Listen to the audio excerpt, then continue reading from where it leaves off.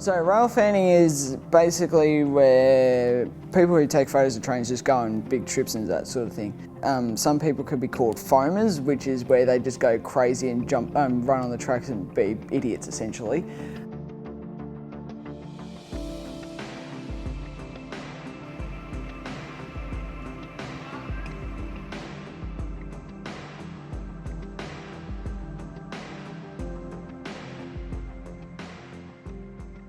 Like most year 7s, I wasn't really enthused by my old school. It was like, oh, here we go again. This is like going to be the worst day of my life. It's going to be really boring. And then I come to this school. I'm actually really excited to come to school because I get to do what I want to do.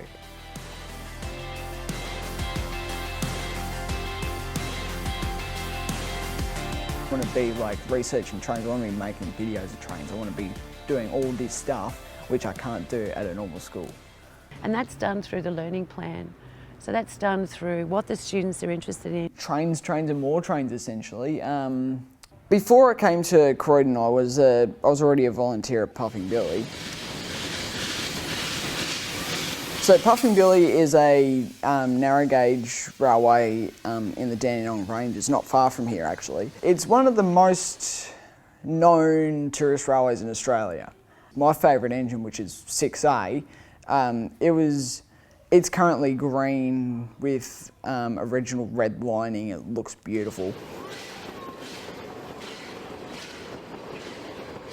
I was asked to compile all of the locomotives and rolling stock by the workshops manager at Puffing Billy, and I decided, well, there we go, I could put it into my ILP. So I've been doing that for the last term, and I've listed all the locomotives and all the carriages and goods vehicles and everything that's displayed. It was a big job, but I've pretty much finished it now. Term 2 2017, I did a video about the railways around Geelong, mainly just current operations. I didn't really do much history, but got to see grain, freight, passenger, and even steam, which was really cool. I do videos on YouTube. G'day guys, R7116A fan here. Train videos with a twist. Today I'm at Henty. I'm waiting on train number 7 MC2. Like little history segments, I can have myself presenting. It really depends what type of video I'm doing. Like if it's just seeing trains in one particular spot, it'll just be trains going past and maybe like info about the trains going past and that sort of thing. It's more recommended to get a shot of it coming towards you and then going straight out of the shot because you can see the train better. But try and find a spot where there's the most light and it looks half decent. If you have both of those and there's a lot of noise from the locomotives going up a hill, do it because you won't regret it. But it's all done through what the student wants to learn and what we know about what the students need to learn.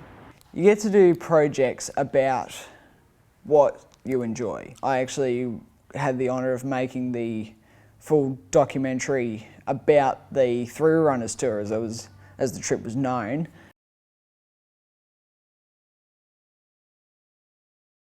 And I decided, you know what? I'm going to make this my school project for this term. All the research I did for the C-class trip was at school.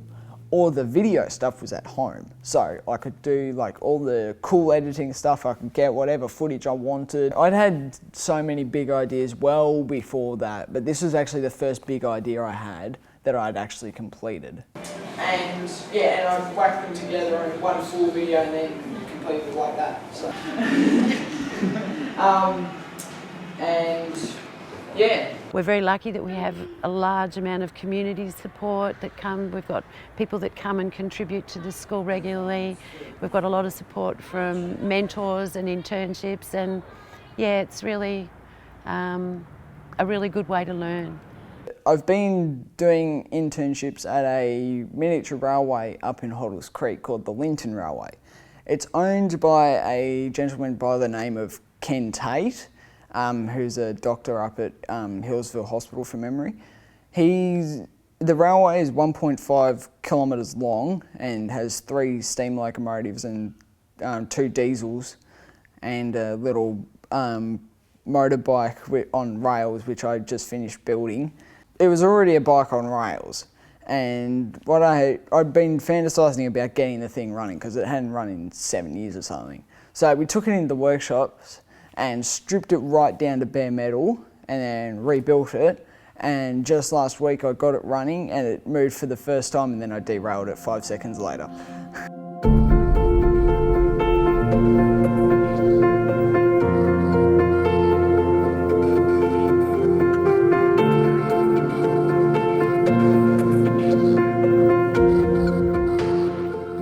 The ultimate dream would be to be a part of the Union Pacific Steam program in America.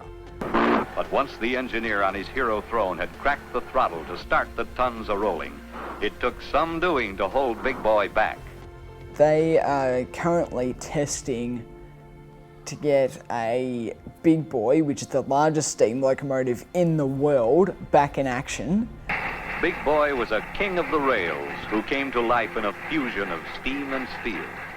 He proclaimed his presence with a rhythmic cough and a throaty cry, belching smoke and trailing steam.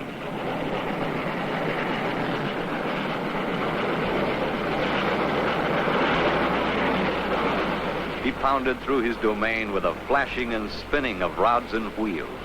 His was an awesome majesty. And they also have a couple of other really big steam engines.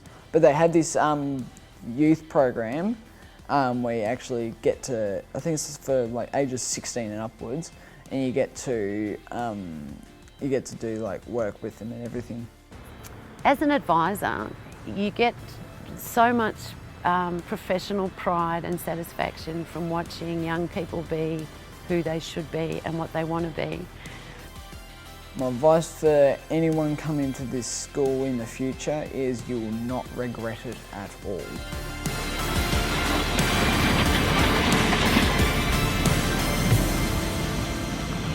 Wow, how good was that? Alright, I hope you enjoyed this video, and I'll see you on the next one. Bye for now.